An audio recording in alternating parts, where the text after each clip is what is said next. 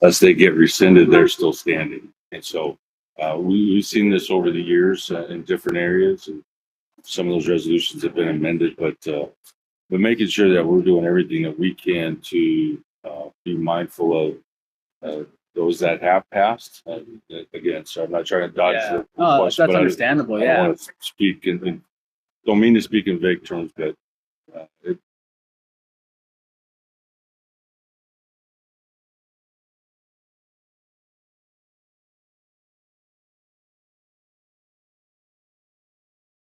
we want to make sure that Indian country is recognized and our issues are heard. That's what so much of what this project did of Cultivating Culture is to understand and define the history that comes with policy. Because tribal food sovereignty isn't something we just invented today. It's been a long-lasting effort, and those resolutions going back into back in the 40s, have been paramount to where we are today. And it's always important for us to understand, who came before us, so we can understand how to go forward to now. I want to ask you, what were some of the memories you've had with family around the kitchen table? Can you share with any of those personal memories you can think of? Oh, watching relatives, in some ways it's sad. But I remember being young and gardens feeling like they were a multi-million acre farm. They were so big, and I picked tomatoes until couldn't stand tomatoes for a while. But having that collective area where maybe I remember my uncle being out there all the time, and by extension, you'd see others come in, but that food went to everybody. So just having that kind of, just conversations with my brothers the other day. We talked about how much we miss some of the canning and different things. And it could have been, it doesn't matter what the plant vegetable was. They were able to grow their own, take care of their own. It didn't matter if they had money, they were able to do those kind of things to have for others. And, different kind of subsistence. And then we know that we still have Native communities that rely or dependent on subsistence farming and hunting and those kinds of things. But it's I'm glad to see that there's a resurgence in trying to get that back. Because in our family, it kind of went away to that kind of level. Levi, that's you when you started this and when you got this going, you talked to me about how it was important for you to see healthy eating options for people. Yes. And from the time to where you've gone to in your life, how have you seen and understood the transition of Indigenous food sovereignty from unhealthy eating options to where now we're in our spaces where we're utilizing our own natural resources, like land management, water management, also speaking healthy, good food? What have you viewed them? Well, I know, and as Larry was talking, I remember my grandfather, Levi White Pigeon, always had a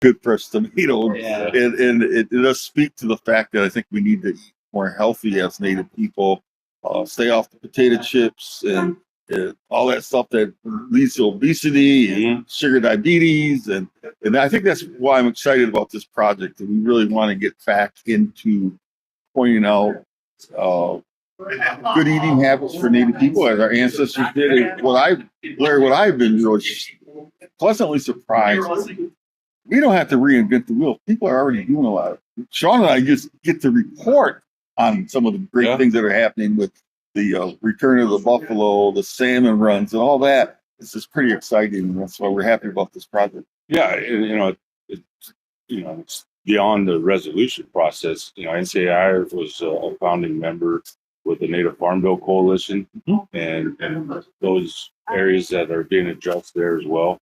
But yeah, it could take on a lot of, food sovereignty in and of itself could be growing, but it's also identifying those food deserts that many Native communities are plagued with. And my tribe did that when I was chairman during COVID. We the only real grocery store for an hour and a half distance was closing down. And we stepped in and bought it, renovated it, and dealt with all the issues that were complaints from others. Old foods, or past their date foods that are being sold. We updated that and really tried to make a difference, not only for our family, but there's another tribe that's close by, and they were able to take advantage of that as well, and really made a difference for our community. I think that one of the blessings of COVID, and we know it was really hard on us, but some of the tribes really started seeing things, saying they can't be so reliant on either Washington or even on the food systems as we knew them to be. Because I've heard, like in Oklahoma, there are now 3 or 4 tribes that have meat processing plants, and we just experienced it with the SNAP program being interrupted. That tribes, and Shaun and I did a lot of reporting on this. They seem to be able to step up. That does not negate, and I like to say it this way, does not negate the federal trust and freedom responsibilities the U.S. government has. And tell me what NCAI did during the SNAP crisis. Well, we tried to, elevate the issue and the understanding that our tribe were struggling, and working with CTS and elevate that, trying to bring those stories that our tribes were facing. We had stories where meetings, tribal leaders weren't at meetings because they said, no, we have to stay home because we're having a special vote on reallocating tribal finances to help offset these losses from the SNAP program. It really made tribes kind of rob Peter to pay Paul, and there was a definitive effect. And if you're a tribe that's fortunate enough to have a diversified economy and that kind of extra money, it's still a difficult decision, still something you're not planning for.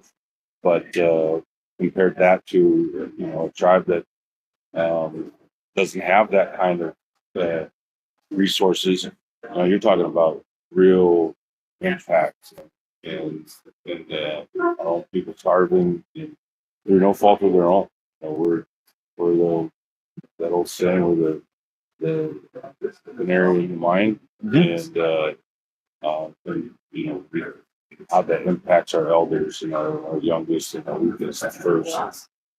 It's just not something that we should be in a position to do. So when we look at the impact of the federal shutdown and the discretionary funding that much of Indian country is part of versus mandatory advance appropriations like IHS is, and seeing what the difference is from a healthcare side that has those appropriations, and there's absolutely no difference in why Indian Health Service has advanced appropriations and BIA, BIE, and these kind of other funding aren't advanced and mandatory as well. It all stems from the same basic tenet, and that's tribal sovereignty and the trust and freedom responsibility that the United States has to our tribe.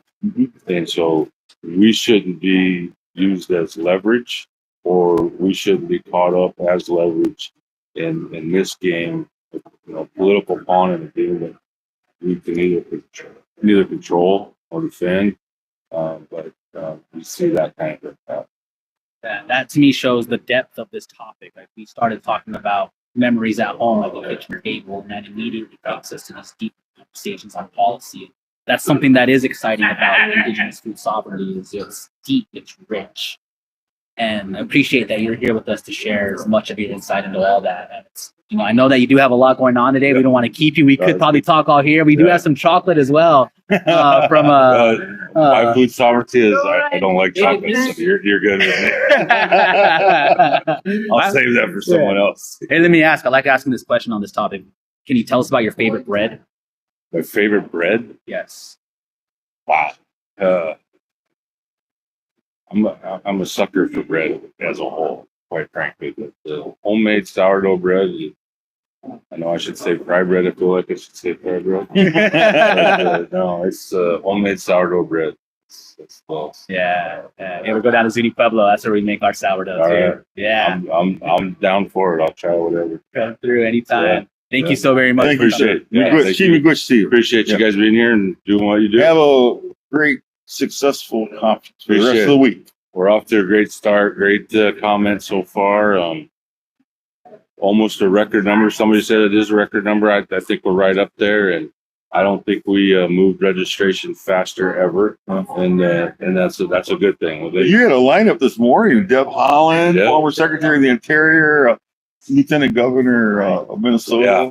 We had Peggy Flanagan. we were so Hey, fortunate come on in if you want. to be in the position where, we had, I think the last time my team updated, we had 100 more requests to present than Wow. we had spots, and definitely a good problem to have when everything's important. It's just hard to have room for it all. We want to continue on that track, but again, it really is indicative of Indian country coming together here to show that unity of our voices, regardless of our differences, and showing in Indian country as a whole we're together, but also the United States that divide. It's not easy to divide and conquer Indian country. Well, and one thing I want to say as you were talking, Larry, I thought that a lot of people don't realize this, but organizations such as the National Congress of American Indians, you're working on behalf of the people. They don't even know what you're working on sometimes with the policy, with the decision makers in Washington, to tribal influence and defense of tribal sovereignty. You said that this morning. It's one of the key things. Tribal sovereignty will always fight for that. Yeah, and I think, I want to kind of reiterate that point too, is that, to your point, NCAI, 82 years, long before I was born. And we'll be Before I was born, too. I'm old, but be here long after we're gone. yes. And the work that went into this to get this organization to where it is, and it's had its ups and downs, but the strength is the importance of what it represents, and to carry on the work that's been done before speaks for itself. For anybody, I truly say this a lot, that it's an honor to be in this position to work on behalf of Indian country, and it truly is. I truly mean that.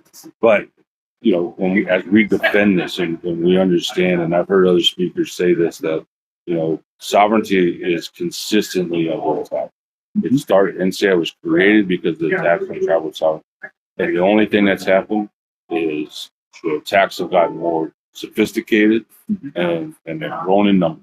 And so that will never stop. But it's not just NCAI, it's the importance. If NCAI was just a monolithic being and we only worked with ourselves, we wouldn't be successful.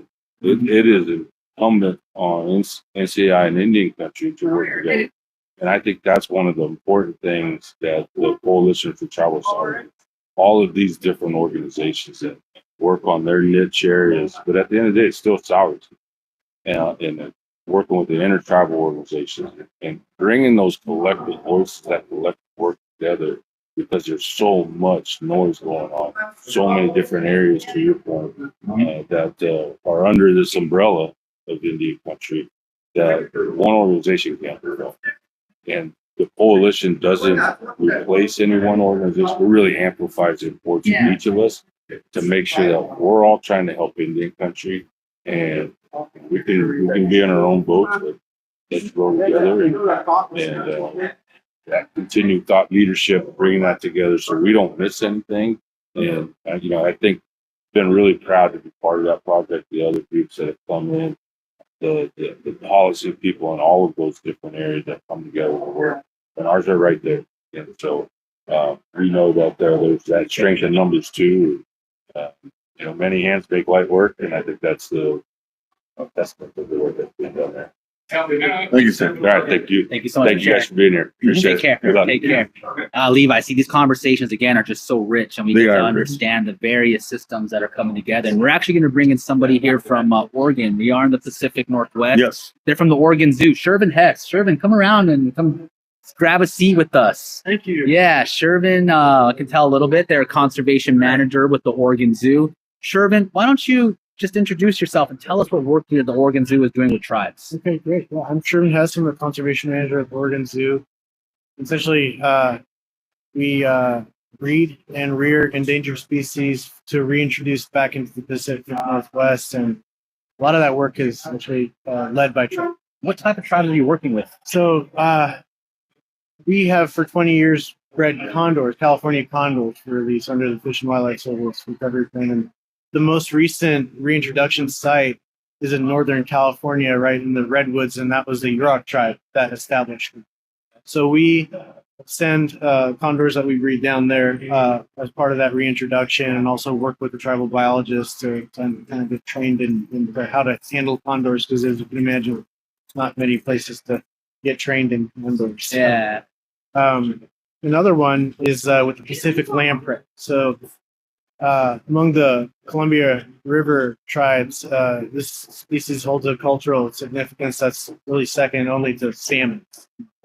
So they are struggling to kind of get to their ancestral homelands above the dams. And so we work with them just in storytelling with the public. You know, we have 1.5 million people visiting every year, and we get to tell that story of not just the ecology of the Pacific lamprey, but why it matters to the tribes. It's the cultural significance of this really important species. Yeah. Levi, you know, I like when you mentioned about the visitors that come to the zoo, because it really highlights what tribes are doing for people who are non-tribal. And Levi, that was so instrumental to this project here at Cultivating Culture. Is, you know, we are talking about food, and we're not really even talking about condors as a food source, but how it's all interconnected to various spaces and wildlife and the cultural practices of the people you're working with.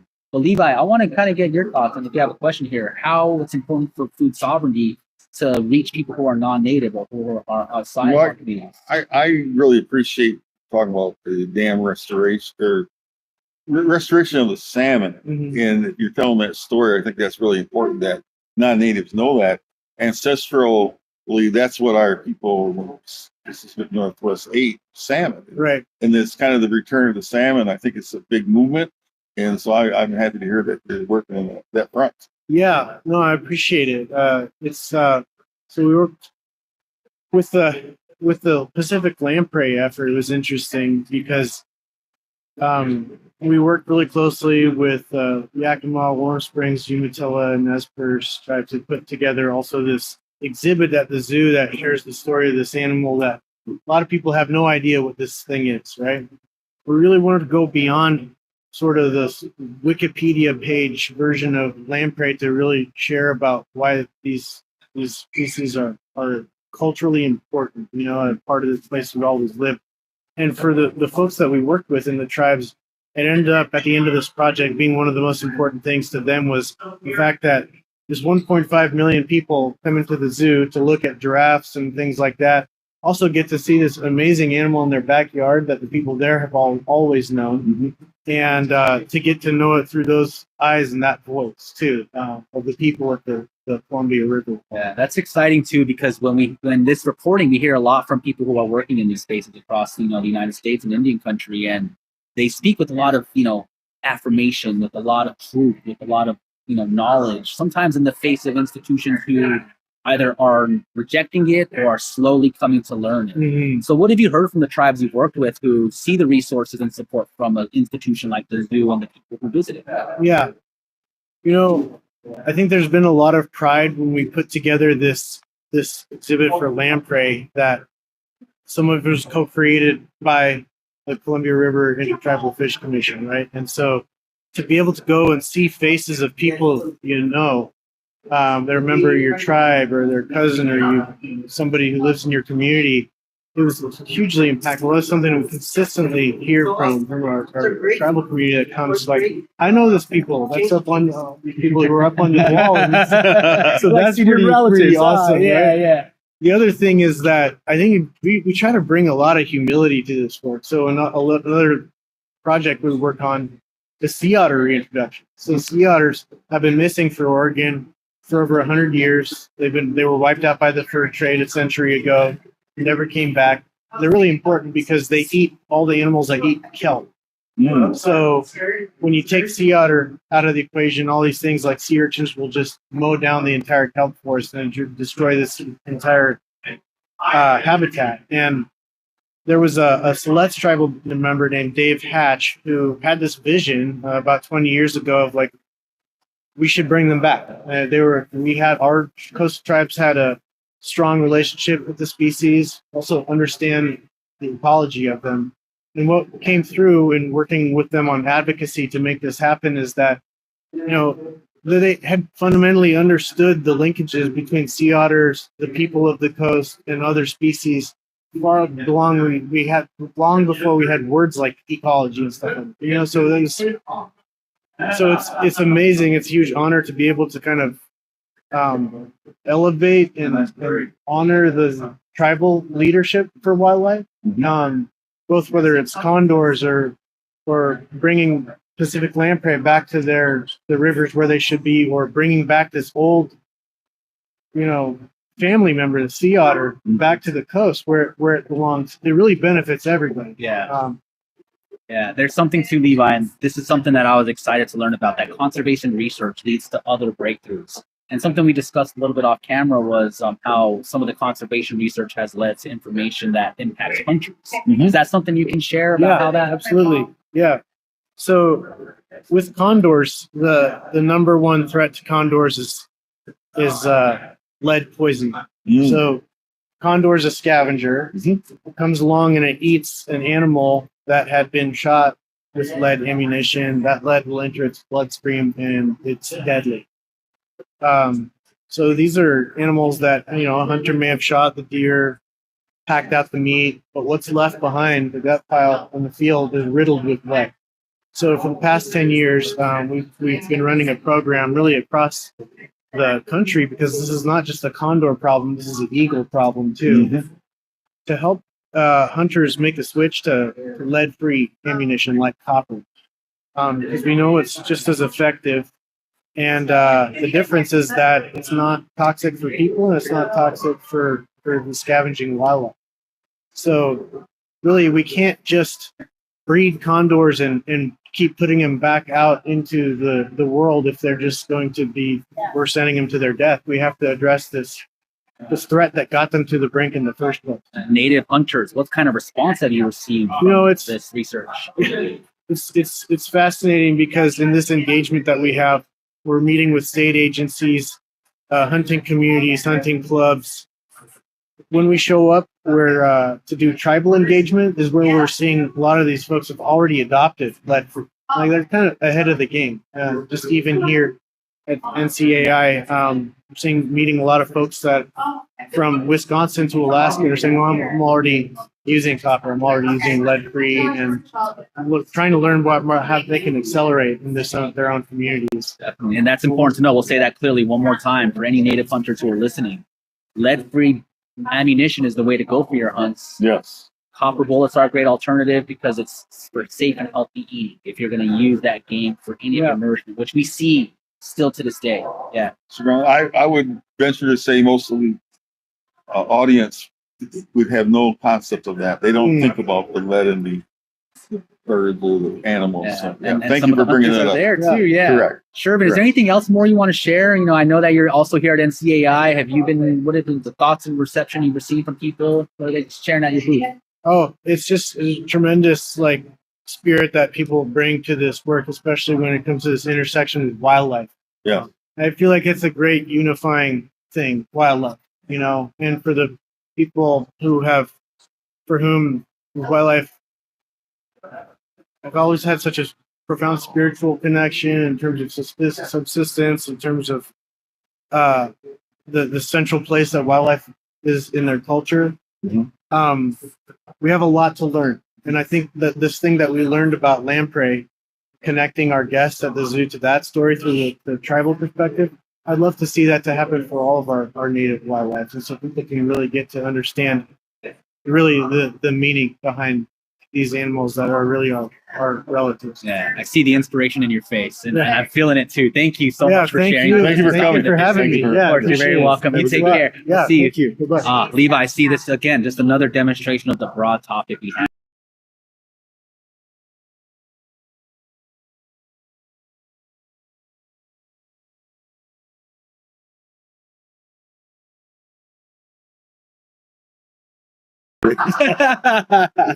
Well, we want to bring in our next guest. They're also from the region as well. Yes. Come grab a seat.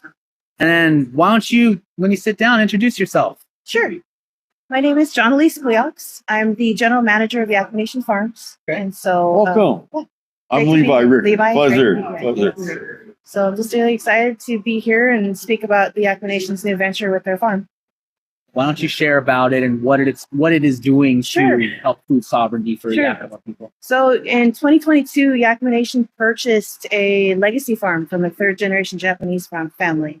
It's a 1,500 acre grow, pack, and ship produce farm. And so we do primarily raw vegetables. We're certified organic and conventional. So we've got about 500 acres organic vegetables, about 1,000 acres conventional vegetables. So we're growing everything from asparagus, zucchini, watermelon, sweet corn, a variety of winter squashes, hot chilies and peppers. Just a really good variety of what you would see in your grocery store. But we're also trying to now develop and utilize the programs that we've had kind of underlying throughout the Yak Nation for our health and wellness, our diabetes prevention, our healthy heart work. Utilize the tool that we have to really make sure that we're getting, especially to our elders and our youth, make sure that we're getting them high quality access to organic vegetables, but also reconnecting to where your food comes from. For a lot of people, the disconnect has happened to where we think most of our food comes from a grocery store. Tribal nations are special because we get to actually still go out and practice our culture and go out and gather the foods and medicines that we've traditionally, culturally made us unique. And so being able to reconnect and be like, okay, this is actually where vegetables come from. This is where this happens. But also, it's a really big push for our tribal leadership. One of the big charges that they've given me as the manager of our farm is to make sure that we're walking the walk and talking the talk when it comes to what modern agriculture can be, and make sure that we're walking hand in hand and kind of in lockstep with our natural resources management team for water conservation, for salmon preservation, for habitat restoration. The Yak Nation has put a lot of work, a lot of time and energy into our salmon recovery efforts here in the Northwest. And so for us to be able to set the bar for our neighbors and work as a unit across the Yak Nation to be able to stand up and say, this is what we can do. You don't always have to be extractive to the community, to the resources. You can put things back in and have a more equilibrium of produce. So it's something I'm excited to be on the ground floor of. It's really, really humbling to be a part of this. So it's something where I'm learning from both sides of like agriculture folks that have been in the industry for a while, from our marketing folks that have been in the industry in a while, but also from our leadership and our elders that have grown up and been farm workers. So we've gone a big shift and the ability to take those steps from being farm workers, being held out of being agriculturalists on a modern scale, to now that we have this farm, we have this tool that I'm excited to share with our folks in the region to be able to create access for fresh fruit and vegetables and really help create a supporting cast of food entities, especially organic food entities, to help round out plates and make sure that our first foods are still supported and encouraged to have on tables, because we all ultimately have to eat. And having a tool and a resource like this where we can sit at a table and have our feasts, have our celebrations and our ceremonies, and have stuff that's coming from our own Yakima resources and be able to share that with folks is a huge opportunity. It's just so exciting. I'm just like, I'm kind of like mesmerized by what you're talking. It's just how exciting. Yeah, you'll have to come take a tour. We I would do love tours. that. I would love that. Do you see that reaction often from people in your community who, like Levi said, are seeing all this maybe sometimes for the first time or interacting with it? What is that like for you? That keeps me excited. So I think it'd be really easy to just get into it and be really kind of I only do this, and this every day, but I get to bring people in and reconnect that food and make that connection between our first foods, and I like to call them our second foods, because that's our support cast. And so for me to be able to make that connection, and especially when you have like the big ticket things like corn and watermelon and the squash and stuff like that, where people, it's a connection. Like you can go, I did this with my grandparents. Sure. And for us, one of the big things that's been really exciting for me is to see our folks drying corn again. You know, we did several things with the sweet corn that we've got, and we gave it away to the community because we had a cooperative agreement with USDA that we were able to kind of support that cost. And so it was something we didn't take a loss at the farm, but what I saw on social media was the granddaughters and the nieces of the people that we lost during COVID restarting that connection again. So that to me is the win and the connection of what the next generations are I going to was be able going to do. to ask you about that because as you were talking, I was wondering how are you transferring this down to the youth, getting them involved at a young age? Yeah. School age children? School age children. Wonderful. Yeah, most of our staff is under 45. So we've got young folks. Most of our management staff are enrolled tribal members. And then a lot of what we're doing is interaction with our college age students. We do a lot of college age tours. We've been trying to support our students that are going into the trades. And so guys that are going into welding or, you know, HVAC or that kind of type stuff where they want to do commercial applications, we try to house them as much as possible. And do those sort of internships. But we've been doing things with our local on reservation schools. And, you know, we go and we'll give pumpkins, or we've been doing a lot of things with farm to school type activities where we're getting our local vegetables in there. And I try to do as many speaking opportunities as possible because it's always fun to walk in and say, well, what do you think a farmer looks like? And 99% of the time, they don't say this. So, you know, it's been a really cool thing where the kids are starting to really take pride in seeing the acclimation stickers on things and knowing that's where it's coming from right down the road. And it's not coming from this nebulous store somewhere.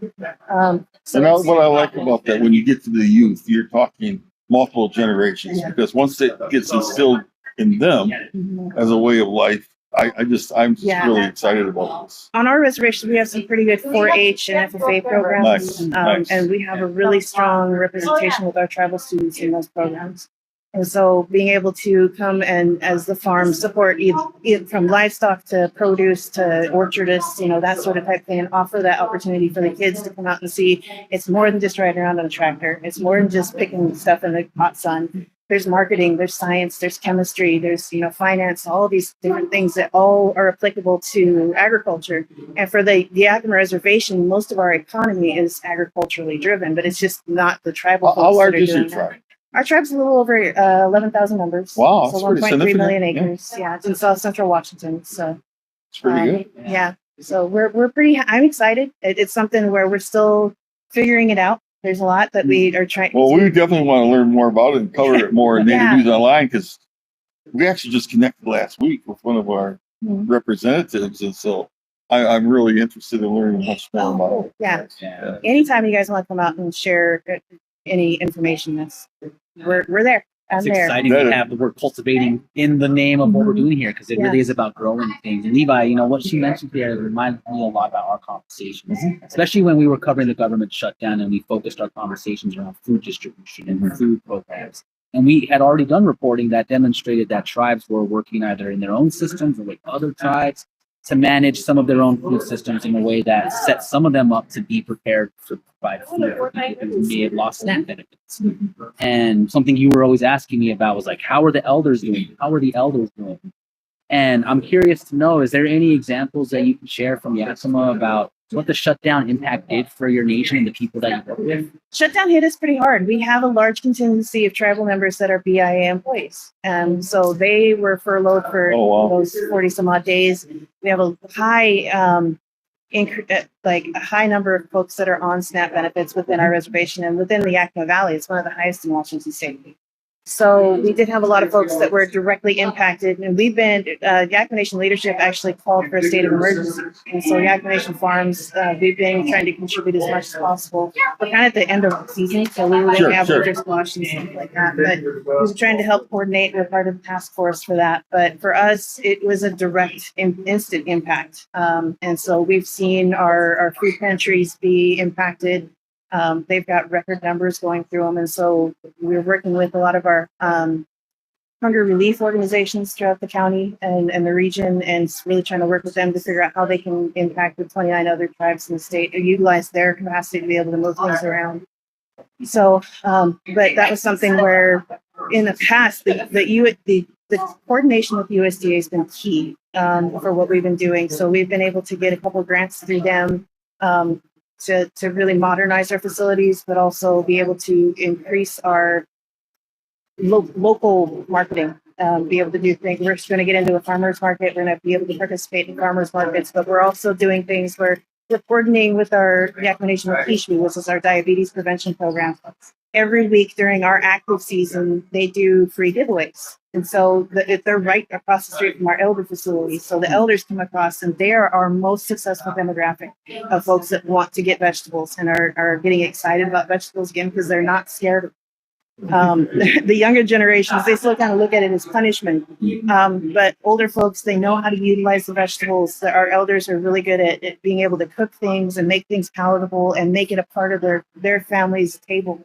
And that's been one of the really cool connections of what we've been able to do is create that access and make that a reliable cycle for them. And they've gotten on a cycle. So we have folks that show up every week, and they're there, and they take what they can use. It's something where we're trying to minimize our food waste. As an industrial complex type thing where we're shipping primarily to grocery stores, there is a large part of what we grow that we don't use for retail. Mm-hmm. And so figuring out how we can utilize those off-graders, number two type things that are farmers market quality, but would more than likely go to a processor or for us, we compost. And so we would use it for compost, but I would much rather it be used throughout the region for its intent and purpose of food, because it's still really awesome stuff. But that's just that step of modernizing our model. Because that farm that we had is over 100 years old. And so it's really been what it's been doing for the last 40 years. And so we're trying to figure out how do we modernize that? How do we give it our influence as tribal people? And how do we start bringing our tribal workers back into the fold? So is this truly like part of the economic development arm of the tribe? Yes. Or is it, okay, that's good to know. Yeah. Well, thank you very much. I kind of have one more question. That's okay, yeah, because sure. This is such an opportunity to do shared knowledge. And you said something about, finding pathways to get grants from the USDA. Is there anything you can share from your experience this year about what tribes may be able to do to have relationships with the USDA? Our USDA partners have been really, really helpful from the state level to the regional level. From the state level, Washington State's been they have really good representation either through NRCS, FSA, those type things. But the big key for us has been Intertribal Ag Council has really taken a step up to be one of the leaders of helping disseminate information across Indian country. And so their annual meetings next month in Las Vegas, but they have state representation or at least regional representation in every area. And so they're a great network of folks to be able to help. For us, also, the Native American Agriculture Fund has been a big one too. They're really good at disseminating information too. We've been having more regional and local conferences that are dealing with food sovereignty, and the folks from the Native Farm Bill Coalition, they've been super helpful also. And so there's all of these different agencies and organizations that are starting to spring up that are helping Indian country get into more than just with the Forest Service or do things where it's more agriculture. We've gotten more community gardens going. There's been more opportunities for folks to do value added products. So for food producers that are trying to elevate their game to be able to put things out that are a fancier type, even like Puyallup chocolates. It's one of those things where there's opportunities for USDA to do that sort of things, but there's also opportunities on the feeding side of things to develop nutrition programs, the farm to school, farm to fork, the dipper, those type of things. So a lot of the folks within the state are doing a really excellent job of getting out and creating that sort of informational pathway. But online. If you get onto Intertribal Ag Council, they can usually direct you to your liaisons.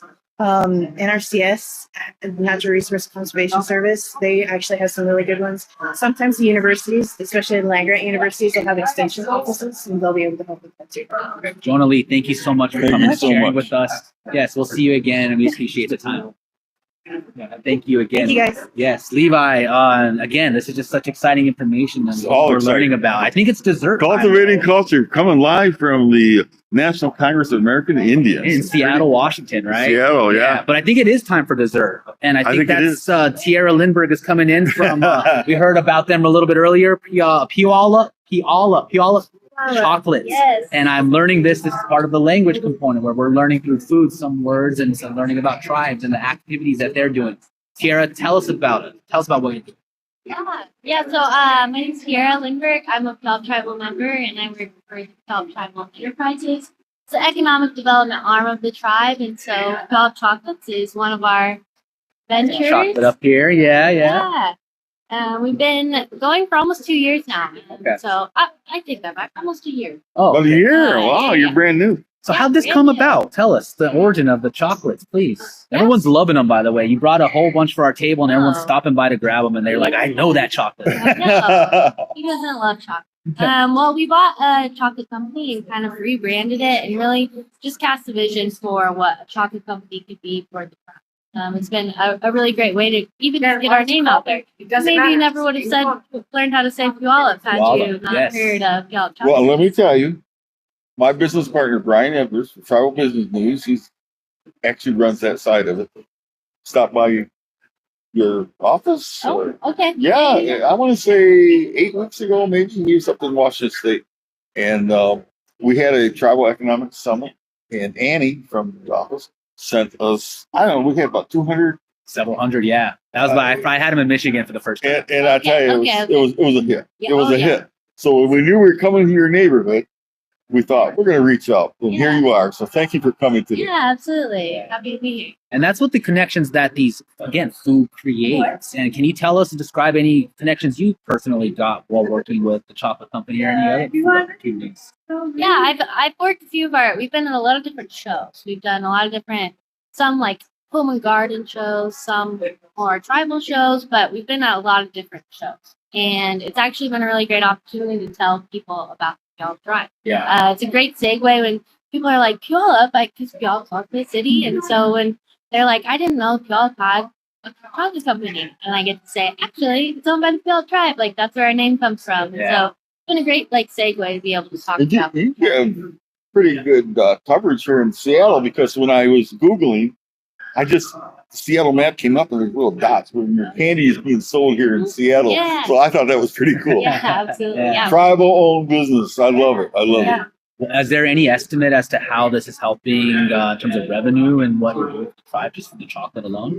Yeah, I mean, it's a great way to just learn a lot of new skills from tribal members, and obviously, like I said, it's one of our enterprises in our economic development. So it's really, it's adding value in all types of things. Like I said, How big is your tribe? How many members? I think there's about 6,000. 6,000? Somewhere, Pretty somewhere good size. in there. Don't quote And they're me making on chocolate that. now? Yeah, Yeah. we are. What are some of the jobs they have that they're learning with the chocolate trade? I never even considered what they have to do. Yeah. Well, I mean, there's all types of, from manufacturing the chocolate, packing it, like, more general labor, to in the office and marketing and sales and different things like that. So it's really a great place for job creation. Which in all of our ventures, that's really a goal for us, is to Yeah. create jobs for So when you see Puyallup here on this, and I'm learning it, Puyallup, Yeah. you get to see, you actually know that people from that tribe are making, that are part of it, that it comes from them. Yeah. Yeah, that's so awesome. What other projects and things are you doing over there that are hitting the food space? Food space, yeah. So we have a restaurant down on the Ruston waterfront, Tacoma. It's Okay. called Woven. We launched about a year and a half ago, and so it's been a great way to just have fine dining owned by the Puyallup tribe in a really popular area where a lot of people go, tourists, all the above. Fine dining, what's on the menu? Tell me. All types of seafood. It's Woven Seafood and Chop House is the name, and so there's a lot of surf and turf type of options. Nice. Woven. Yeah, it's really good. Yeah. All right. What was this? I think you mentioned the chef that you brought in as Yes, well. Yeah, yeah, tell me about the chef. Roy Yamaguchi. He helped create our menu and create our dishes, and so he's a pretty famous chef, I guess. Okay. I don't really know a lot about chefs, but apparently he's a chef. And I can attest because the food is really good. The food is good. Yeah. What's your favorite menu item there? Ooh, honestly, they have a good poke bowl. They have a lot of good salmon. There's stuff on there. Yeah. It's really good. You know, we were talking about this earlier with the person from the Oregon Zoo, but this restaurant is another opportunity for people who are not from the community to learn about. What kind of reaction have you gotten from people who are first learning about your tribe? Yeah, I think it's kind of similar to Dog Talk. It's really a great way to, kind of a segue to get to tell them about who we are as a tribe. And through the chocolate and woven, we kind of tried to showcase a lot of our values. You know, with Dog Chocolates, we're known as the generous and welcoming tribe. That's kind of what Dog people are known for. And so we try and really put that into our branding of Dog Chocolates. We're kind of a gifting company. When you see the packaging, you're like, wow, this is so generous. And so that's kind of our vision, is to bring what we value as people into our product. Yeah. To share that with others. That's very valuable, I think, at the foundation for a quality business approach. Yeah. And, you know, again, back to the shared knowledge aspect of what we're doing here. Do you have anything you'd like to share in terms of best practices, or maybe some chocolate to avoid for tribes or, you know, tribal enterprises that are looking to get involved in either restaurant or other food spaces like chocolate? Yeah, I mean, I think in the topic of just food sovereignty in general, it's kind of, for us, we're in such a urban area, and it's not like we have a lot of our land is commercialized and privately owned. And so I think food sovereignty it's kind of a different take on how can we adapt based on like who we are. Still retain that sense of sovereignty. Yeah. Travel sovereignty. And Yes. I think a lot of that comes down to taking ownership in the food environment from start to finish. So our chocolate, for example, being able to source from bean to bar, from Bean to bar? Yeah, I like that. Bean to bar. We say seed to table. Yes, Bean yeah. to bar is Yeah. good. Okay, Yeah. yeah. And so sourcing our beans all the way through to making the chocolate. Okay. Cocoa beans are not the end result of chocolate. It goes through the whole process before it becomes that. Yeah. So being able to have ownership over that entirety and being able to choose maybe more indigenous farms that have nuts or fruits or things like that maybe wouldn't be the first choice for a buyer. So you have different varieties of chocolate. Yeah. Right. Yes, Yeah. Annie, I talked to Annie a couple weeks ago. I was quite impressed. I was actually quite impressed with the marketing side of it. Yeah. The packaging. Yes. Somebody put some thought into that, and it seems to work, right? Yeah, it's Annie. Annie's a really smart. Is Annie? Oh, okay. Yeah. I mean, obviously she would say it's a team effort, but she's really the brain behind the operation. That's Yeah. awesome. I just have somebody smart working with you to get it going. Yeah. Puyallup chocolates. I'm gonna have a box here a little bit later, not right now. Or a few. Yes, a couple, few. Yeah. Thank you so much for bringing that, for sharing your absolutely. perspective and what Puyallup Tribe is doing. It's another inspiration to what tribal food sovereignty is, and I appreciate your definition with that as well too, because you have unique circumstances, and that's every tribe.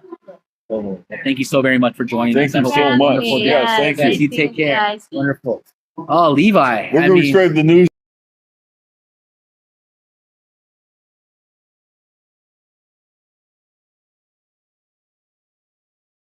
You can come here to our table and we'll give you a free chocolate. That's right. You can Just try come on over it, and walk see us. away from home. I might give you two so you can take home to your cousin. Levi, this has been fun. This has been We're fun. almost at an hour. We're talking about so many things that we spend our time at, picking out in our editorial meetings, the stories across Indian country that we want to highlight. And there's so many more of these. And this is just the first one. How do you see Cultivating Culture project grow? And let's talk about it growing in these live stream podcasts. What do you want to see? Why, as it relates to the live stream, I love the idea that we had a variety of guests on today, and I think we can do that more and more conferences and spread the word about our cultivating culture. And what I really like about that is there seems to be this resurgence of who we are as Native people, and it started probably a couple decades ago, at least in my lifetime. But just to see the resurgence of Native culture is so important, and people are catching on to this whole notion of Indigenous knowledge, how important it is. So much of Indigenous food sovereignty is, in fact, indigenous knowledge, and it's how our ancestors lived, how they knew how to farm, they knew how to when to harvest the crop, how to keep it during the winter and into the spring, and then replant. It's just a beautiful cycle, and of course we've been covering some of the restoration of the buffalo. We did a story about the salmon, and I think as time progresses, Shaun, we're just going to find out more and more, and we invite people in the audience, tribal people who have stories to pitch, reach out to us, and we will listen to you. And the beautiful thing I think I have been telling people that I've discovered about this project is we don't have to reinvent the wheel. So many good things are already happening in Indian country as it relates to cultivating culture, food sovereignty.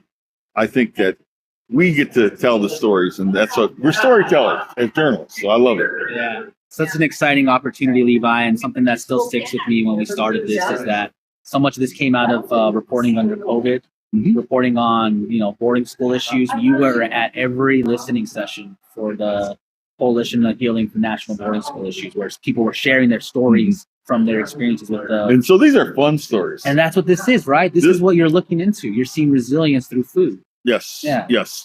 And it's just, and I really like it when I hear the element that they integrate the youth into the learning process. Yeah. Because once you plant those seeds with children and it sticks, you're good for 3 or 4 generations because they're going to pass it on. So that's the exciting thing. Definitely. And NCAI here has a youth group. When I was up there earlier today and I talked to about 100 of the youth, I asked them, raise your hand if you support Indigenous sovereignty. They all did. Yes. And I asked them, which one of you that raised your hand can give me your definition of an Indigenous food sovereignty? And I swear these people are reading like they know it from the back.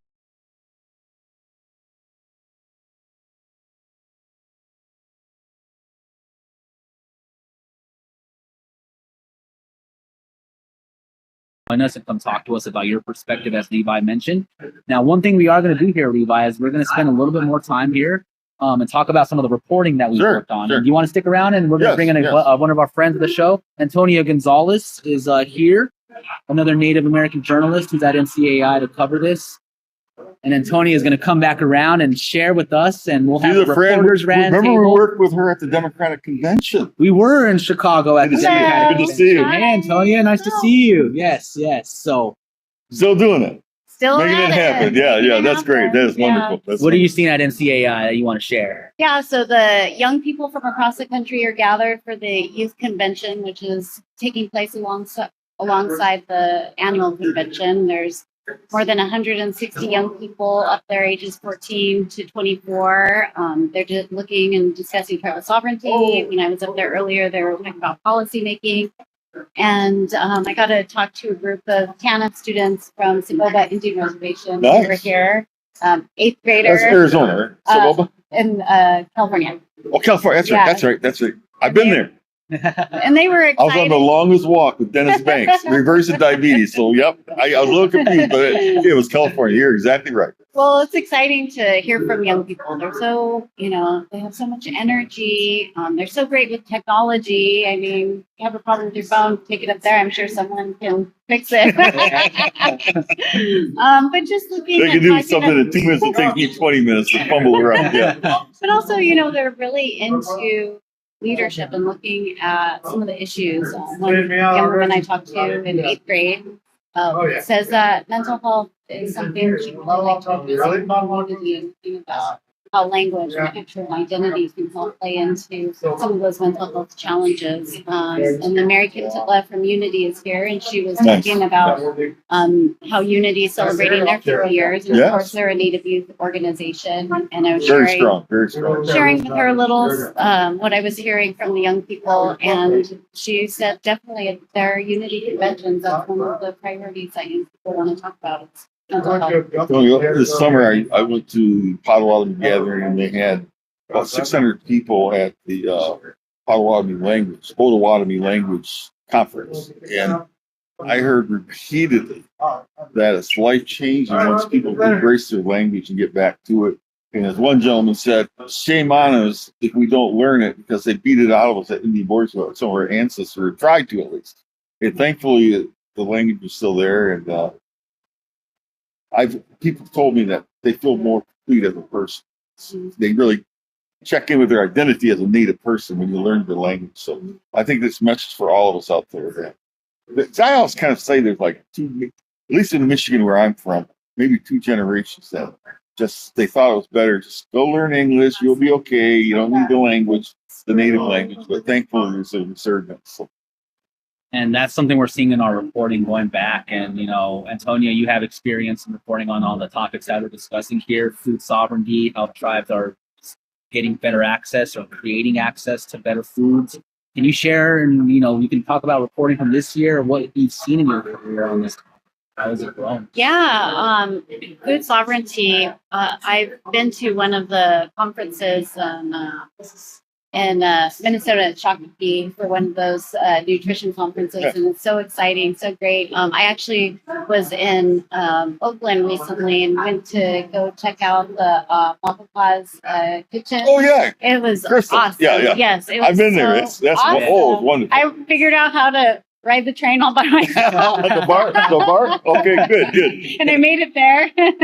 I wasn't she's sure. right. Yes. At the Right stop. at the Right station. at the stop. Yes. Yeah, and that station, Go downstairs and there she is. So, I have to ask you, Levi, because you talked to Crystal for one of our cultivating culture stories. She gave us a pumpkin recipe that, in viewers, you can look that up.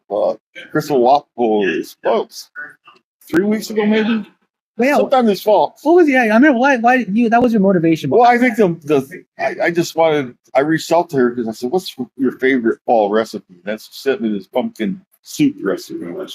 I haven't tried it yet, but I'm going to. Yeah, no, those are some of the offerings we want to give to Cultivating Culture is recipes so we can show people this is how you can make some of the food. And the pumpkin recipe was simple. It was 3 or 4 steps. Cut the pumpkin, drizzle the pumpkin, give it a little seasoning, put it in the oven. Yeah, it was that simple. And her food was really good. I got a steak salad. Okay. Amazing. They had bison on the menu. I had bison. It was delicious. Fish. Yes.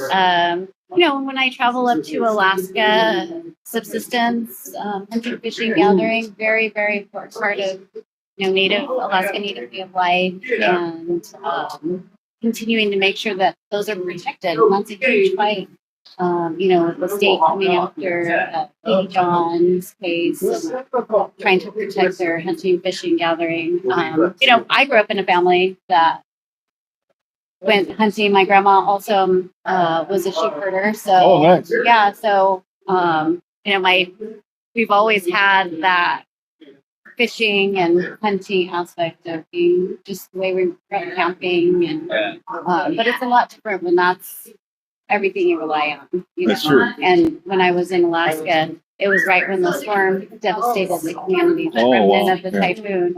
And people not only lost their homes, but they lost all their subsistence. And they've been hunting and fishing and gathering for the winter. And that happened with another storm in recent years too, where they lost all that. And just the cultural hurt that impacts people, because think about going from a village into Anchorage in the city and not having your traditional food. So we've been working on stories of how communities have provided a lot of that food. And it's just amazing the outpouring of support where people are sending in fish and muktush and, berries and all these things to help the people who were evacuated from their villages because they're in the city eating city. And like me, you're from New Mexico, but you're often in Alaska. How many times were you there this year? I've lost count, but I've been going up for more than 20 years. So, of course, we're for Quantic Broadcast Corporation, which is based with our main office in Anchorage, and we have our tribal radio station KNBA in Anchorage. And so I've been covering the Alaska Federation of Natives Convention for more than 20 years. We do a big broadcast, and also just other times going up. We recently started covering Native Youth Olympics, and we do a big broadcast for that. And that's really fun to see, the sports aspect of it, but also the culture and language. That's a really fun event. So yeah, it's great. And I have so many friends up there. Thankfully, they're so good to me that I get to bring fish home. So. Oh, really? Yeah. You bring back fish into Mexico. All right. That's great to hear too. And some of the stories that we've developed with Cultivating Culture, we started publishing in June. Back to fish, right? Like one of our very first articles was an interview with Human Health Services Secretary Robert F. Kennedy Jr.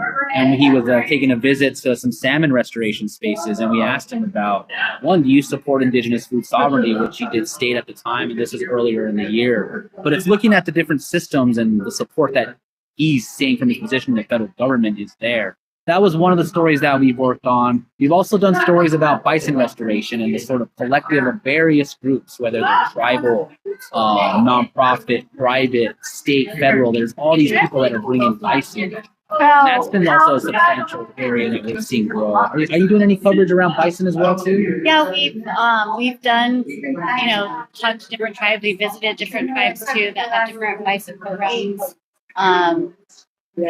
I was on Wind River Reservation this summer, and we were able to go and see their bison. That was really neat. That was part of just a series that we're doing the First Nations Experience Up Next.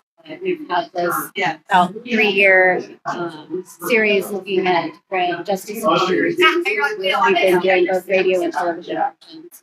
And we just aired that story in September from when we were looking at the reentry program and how it was really interesting that pretty much every single person that we were on talked about giving another chance, how difficult it was to come home on a reservation and how these are vital services because a lot of people, there's no federal prison in Wyoming, so they go to out-of-state federal prisons or in-state incarceration for lesser charges. But they're going in with just the clothes on their back and then what happens when they get out. And like a lot of times trying to find housing where you can have sober living and not repeat the cycle and then end up back in the justice system. So that's one of the stories we did there. But we did get to tour the bison program, the tribal bison program. And then we went to a state park and the bison are roaming around, so that was awesome. You didn't get too close, did you? No, but they even had their babies, so that was neat to see. So, and of course, eat some local restaurants that serve bison. Okay, bison burgers, bison stew. What do you like? Yeah, I like them all. Okay. Have you ever had one that falls off the bone? Like they just roast it all day, and then you get the bison with the bone, and just so good. Yeah, falls apart. Yeah. Levi, we were talking about bison meat in some of our reporting, and there were some kids who were a little bit not accustomed to the flavor and taste of it. Is that something you've also encountered yourself when you're eating it? Sometimes I'm like, this isn't really quite beef, but we're so used to beef, but yeah. Yeah. But what I like about the aspect is getting back to the ancestors' food. Yeah. I think that's just important. But it means more. Because you mentioned the spiritual side to it, but literally the federal government, killed bison so we would starve to death, our ancestors in the Great Plains. So when you think about bringing all this back, Indigenous food sovereignty, and what it all means, restoration, it's pretty significant. So cultivating culture, it's like, and then a good friend of mine, Burton Warrington, talked about language. He said he doesn't really like that word preservation because when you preserve something, take it and put it up on a shelf. He said, no, we want to use it, normalize it, and to me, that's right where we need to be with all of it, with the food, not just preserving it, but eating healthy, so we get healthier as Native people. And the language, using the language, so we get a sense of who we are. It's part of our identity. Definitely, it's such a vital and important resource to share. And another thing that we came up to that we spent a lot of time with in the past several weeks was federal government shutdown and the impact of food aid that had on people. We did several reports that were following the court cases. It seemed like it ultimately helped get to the end of the federal shutdown with that ending. But it caused all sorts of various complex issues and outcomes and scenarios. We saw tribes like in Blackfeet, utilize natural resources to harvest more buffalo and get bison meat out to people for free, giving it out. And do you have any coverage from SNAP coverage or the government shutdown that you want to share, talk about? Yeah, we did a lot of coverage too, looking at how tribes were responding and some of the larger tribes, including Cherokee Nation, opening up and providing funding to help cover until the shutdown, and help provide emergency funds for people to go and get food. Get Get some of that candy. candy. Hey, Doing we live. got a visit here, Jen. We're live, but we have some candy there. Good, take a bunch. Yeah, grab a candy. You want to chat about food sovereignty? Give some thoughts. Introduce yourself. So my colleague is Andrew Burdett. His sister's Valerie Seagrass. Okay, So you know who Valerie Seagrass is? tell our audience because I don't think they may not know. You don't know who Valerie Seagrass is? Tell us more. You'll have to Google her. It's far too much. I'm not qualified to have a conversation about her work, Okay, but she is probably Washington State's leading component about food sovereignty. okay. She has a master's degree. She's a nutritionist. I believe she's running her own organization now. Okay. A lot to it, but yeah, she's out there. So- She's abroad. When we bring that term up and that concept, that's who you think of immediately. Those people. Yeah, Where are you from? I'm enrolled in Yakima, but I work for the Muckleshoot tribe. Oh, nice. Yeah, I'm a Muckleshoot descendant. That's Oh, our- wonderful. Wonderful. I appreciate that you came. And And that's the stopped by and nice thing shared about that, being here at the National Congress of American Indians. We can talk to everybody. I get you guys' prompt every morning. Wonderful. Wonderful. I love it. Keep reading Native News on Right on. Thank you so much. Take care. Extremely good. Yeah, that's part of the live opportunities that we have here, Levi. Is Yeah. we can just talk with people immediately and directly. Well, Shaun, I want to tell our viewers that on December 11th, we are going to be out and about, and we've been talking to some Indigenous chefs, and we're going to go to a restaurant, and as part of our year-end campaign, and you and I will be there and doing very similar to what we're doing tonight. So December 11th. So you readers of Native News Online, you'll hear more about it, and we will start advertising on our Native Badashway as well. And yet to be determined which restaurant, but we kind of have it narrowed down to two. So Okay, yeah. So stand by for those details. That's a fun teaser. Yes. Is there anything you want to share, Antonia? Tell us where people can see your work. nativenews.net and KMBA.org. We have a lot of great reporting. We're doing a lot of original reporting with our news team at KMBA, continuing to follow storm coverage. One of the recent stories that one of our reporters covered was looking at the school children who got evacuated and how are they going to go to school. And a UFIC language immersion program accepting 70 students off the bat. And a young girl sharing a little bit of her story and just how scary it was to be in the middle of that storm and having her house. There was a house that did float away. A couple of people that are still missing. But to just have the children that are so resilient, to be able to be children who went through this very scary situation, but are back in school and are learning and are being around other students and having fun and learning the culture and learning the language and keeping that tradition alive. And so that was, we have reports like that on KMBA that looking at different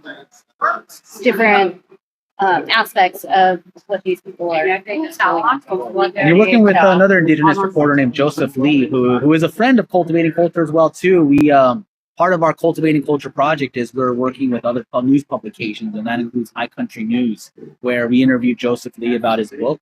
He's Wampanoag. He talked about his heritage and growing up in Wampanoag and understanding how he's defining his Indigenous identity. And food was part of that too, because central to him was mussels, right?